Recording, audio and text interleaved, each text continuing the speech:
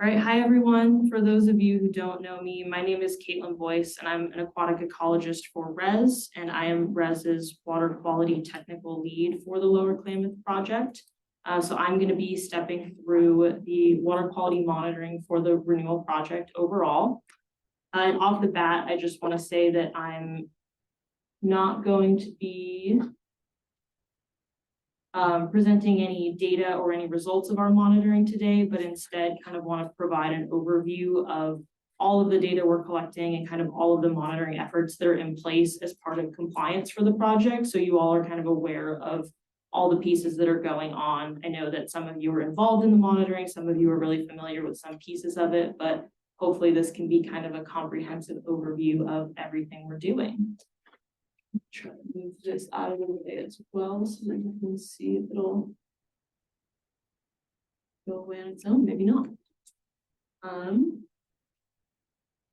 Okay, well, today I'm gonna walk through the purpose and drivers of the water quality monitoring that we're doing, the types of monitoring and the types of data we're collecting, which includes continuous stations, groundwater samples, and bed sediment samples.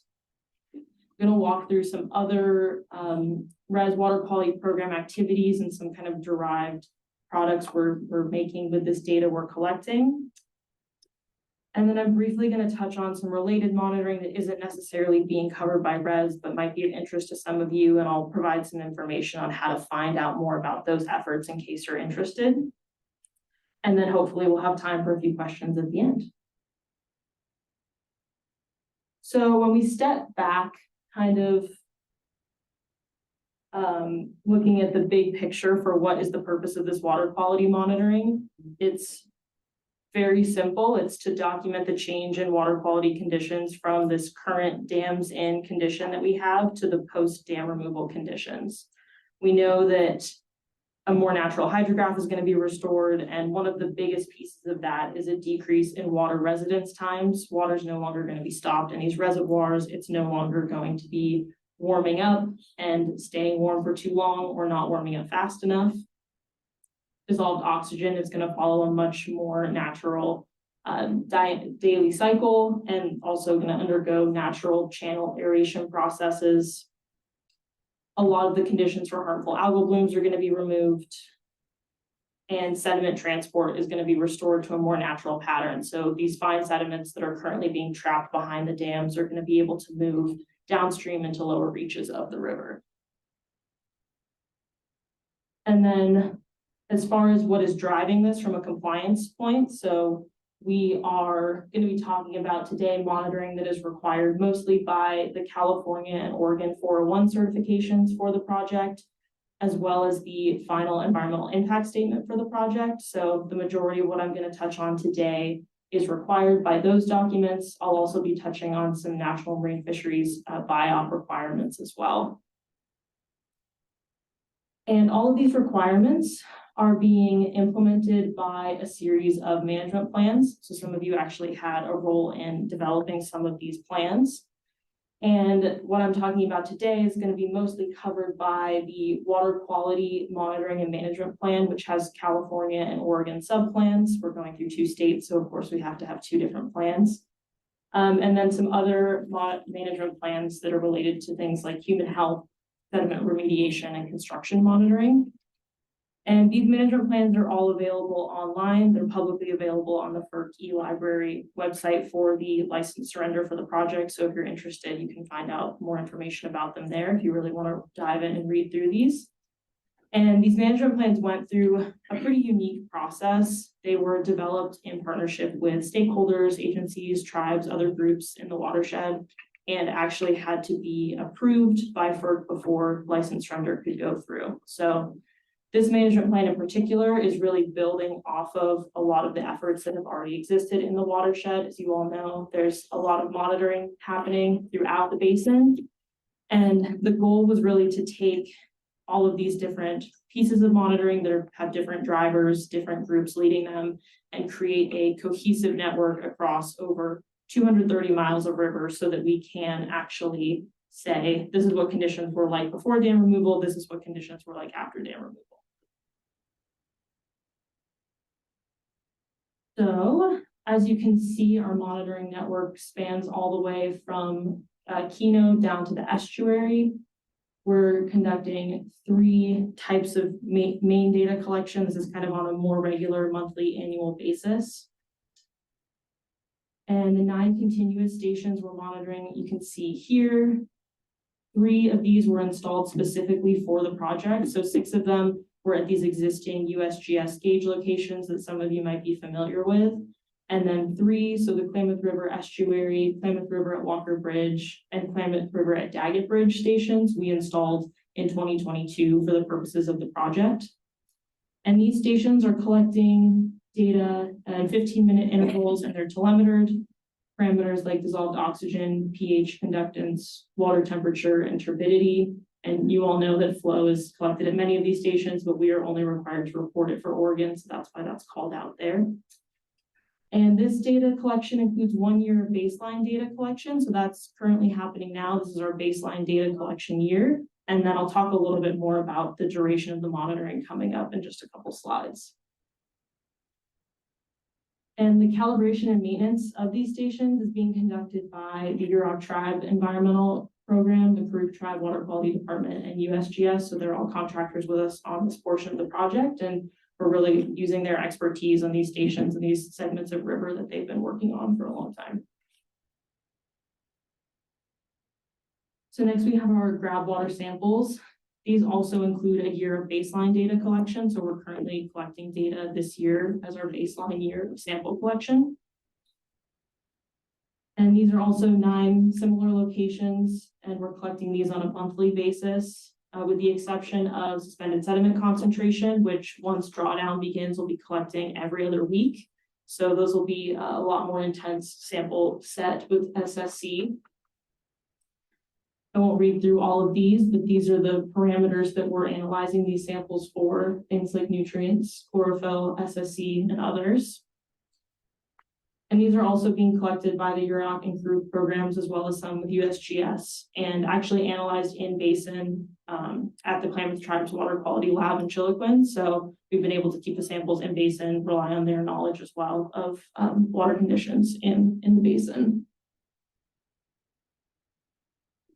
And then finally, for our kind of the bulk of our monitoring program, we have our bed sediment samples.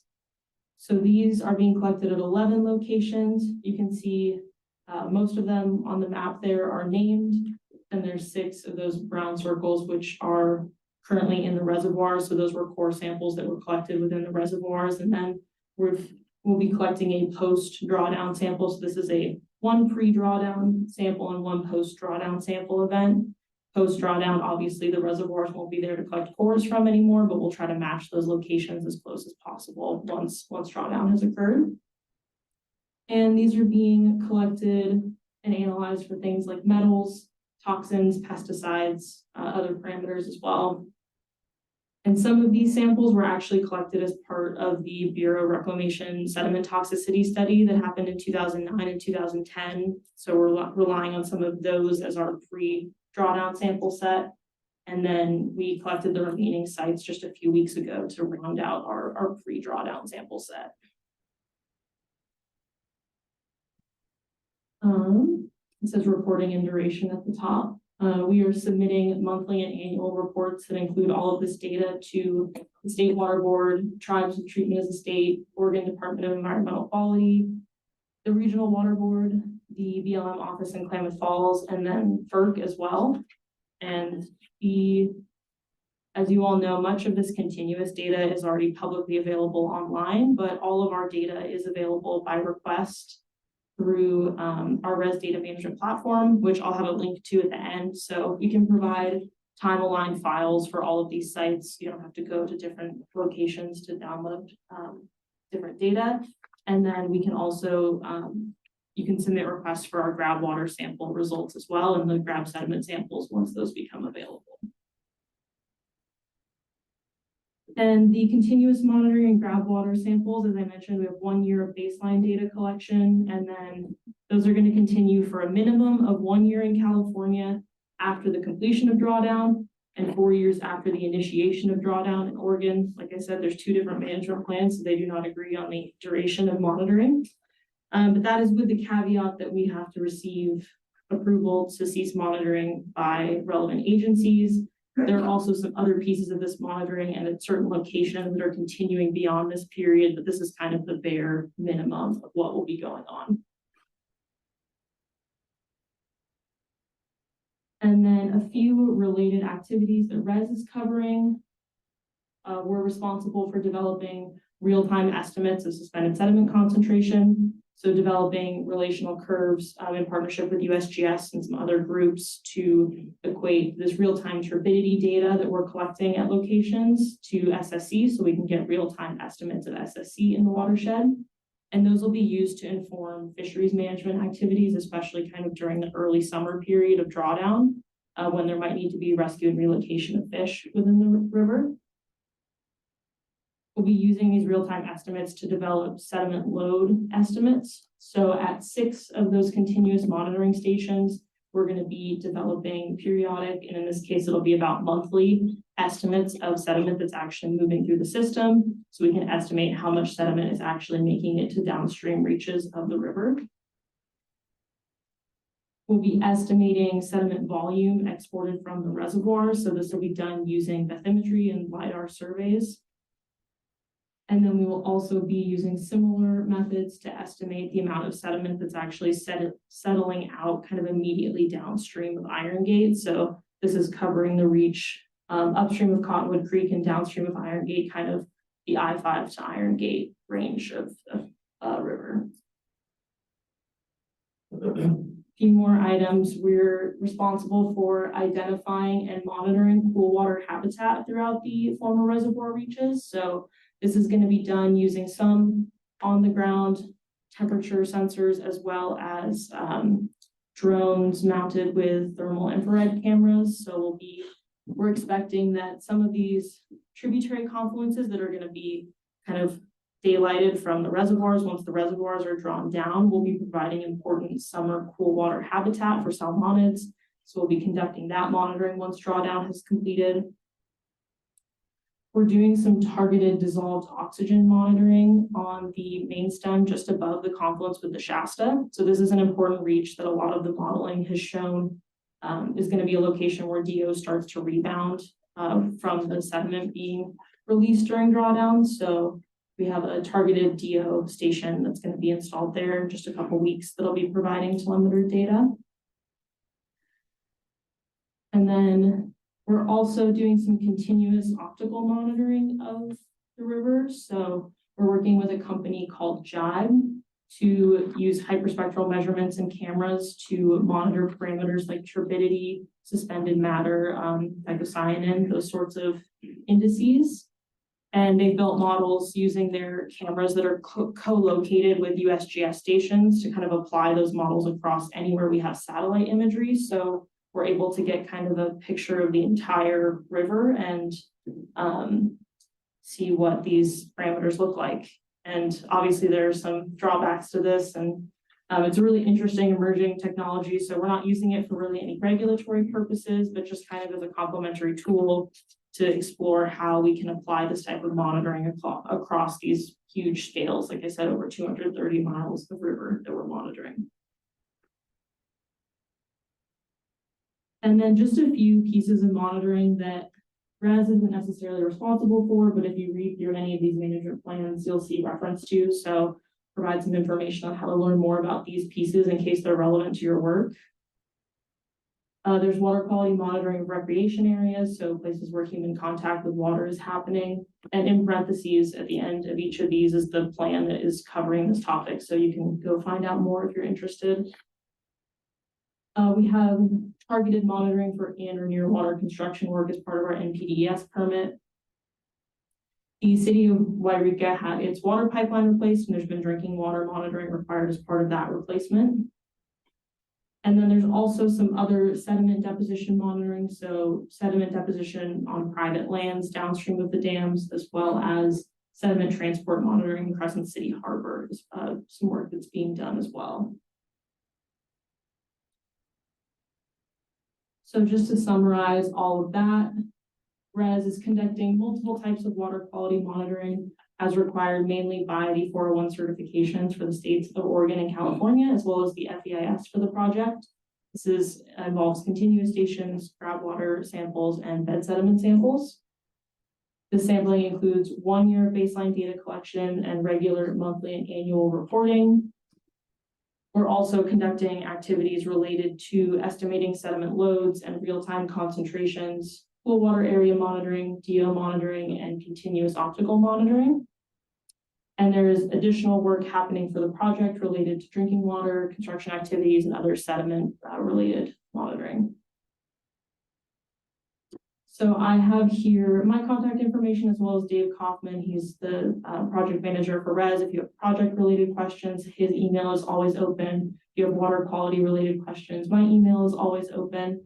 And then there's a link there, and this PDF will get shared out to our data request form. So it's just a quick form with your information and what you want to use the data for, what data you're interested in. There's a QR code there in case you can't wait and you really want to pull it up and request data right now. Thank you.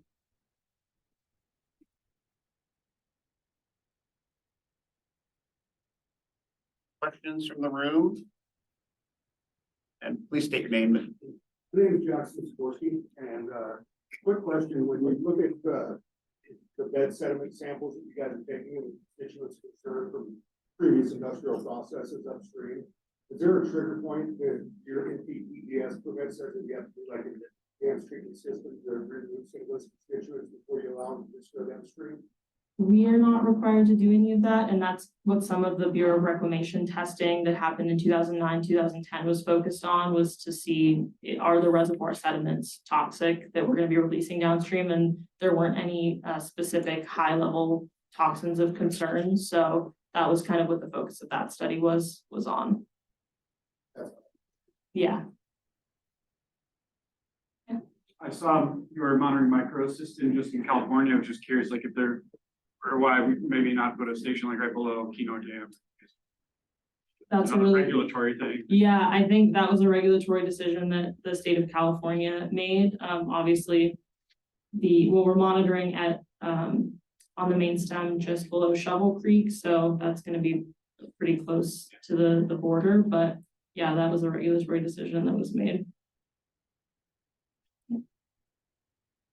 I had two questions. One, I was happy to, I didn't know about the DO station upstream of Shasta, so I was happy to hear about that. And I was interested to know like sort of how that came to be. And then the other question is, I'm confused as to whether the link to request data, is that like a data platform where we can look at graphs and things like that, or is it just more like a form like, hey, I want this data, and then you'll email it to us or something? Yeah, right now it's just a form to request data. So I'm always happy to provide more information about exact locations and exact parameters that we're collecting if folks need to know more before requesting, knowing what to request. Yeah, right now it's just a form. It's not really an interactive platform. And then to answer your question about the DO station, that is part of the National Marine Fisheries BIOP requirement. So that has to go in prior to drawdown, and then it's going to be in for, I believe, 2 years post dam removal. That'll be collecting data. Because at one point in time, there was going to be some type of online data platform thing, right? I thought. Yeah, it's more of an internal tool for us to be managing all the data. And then there's a few instances where it's going to be shared with regulatory agencies so that they can get real-time updates. But as of right now, we only have the request form. And be sure, state your name and then make sure you're speaking with your outside voice so folks on the webinar can hear your questions. So go ahead. My name is Kevin Spencer. I'm not really clear on the length of time for monitoring. So will monitoring continue past the required time on the plan? Our monitoring is going to continue until agencies say that we can cease our monitoring. So the stations will continue to collect data for at least 1 year after the completion of drawdown. So that puts us sometime in the summer, maybe of 2025. And then at least 4 years post initiation of drawdown, so through 2027 at the Oregon locations, we may be required to continue monitoring past that point if we haven't met certain compliance criteria, or agencies are still seeing effects from the project in the water quality. There's also other pieces of the monitoring that are happening beyond that time frame. So things like the sediment volume that's being exported from the reservoirs, we're conducting that at 12 and 24 months post drawdown. So the timeline with a few of the items kind of is different, but the minimum requirement is 1 year and 4 years. Yeah. Lyra Cressy, is there any concern that your baseline data, especially for turbidity and DO, is being skewed by the heavy sediment loads coming out of the McKinney Fire footprint this year? Yes.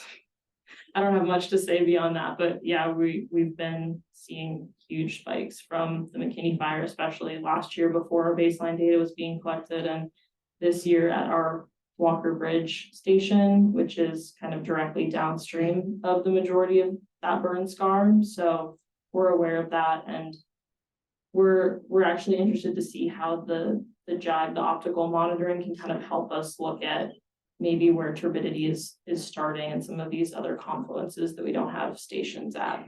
But is there enough historical data from those same stations, or are these that could be used, or are these pretty much new stations? That station is new. For our purposes, we are only required to compare to our baseline data. Yeah. So that's what we're doing for compliance purposes. And this is Randy Turner. The dissolved oxygen monitoring station above the Shasta, that should help understand what's happening with that McKinney Fire influence, correct? Yes. Okay. Yeah. Sujin. My name is Sujin Lee from Geomass Department at OIT. You mentioned something about bathymetric data, right? Mhm. How often do you collect the data then? Or do you have any plan to collect new bathymetric data along the river? We will not be collecting new bathymetric data along the entire river. That was something that the Yurok tribe collected in the past. I believe in 2019 is when that was collected. So we'll be focusing on the reservoir specifically, and that'll be at about, like I mentioned, 12 months after drawdown, and then again 24 months after drawdown to see if any changes have occurred in that period. But they conducted 2 surveys prior to drawdown, so we have a good sense for the rate at which new sediment is accumulating. So we have a good sense for what volume is in there right now. Right. Thank you. Yeah. It sounds like the monthly Louder, please. reporting will just be focused on comparisons to baseline conditions. Is that correct? Or does RES have a sense to get the monitoring about what other analyses might come out in the annual reporting? Yeah, the bulk of our compliance requirements is just to compare to baseline. Randy Turner again. If dissolved oxygen levels or suspended sediment, are getting to be even more extreme than expected, and are there any sort of adaptive management processes to stop work and let things recover, to prevent fish die-offs or anything like that? Is there Yeah, what that kind of contingencies are there? most of that is going to be kind of managed by the Aquatic Resources Group, which some of you might be a part of. It's RES staff, as well as some agencies and tribes that are convening, I believe, on a weekly basis for the purposes of drawdown. And they're going to make decisions about assisted sediment evacuation potentially within the reservoirs. And then as we move out of the specific drawdown period, potentially looking at how revegetation is going and if there's any changes we can make with that in terms of adaptive management.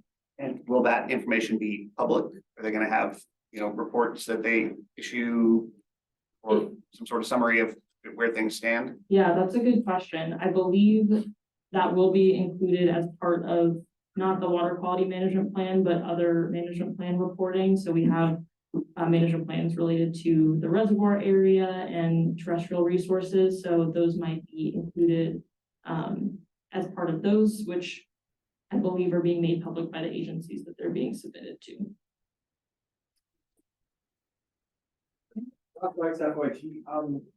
Are you looking at any sort of nutrient loading monitoring for the nutrients that are flowing, phosphorus, nitrogen, anything like that?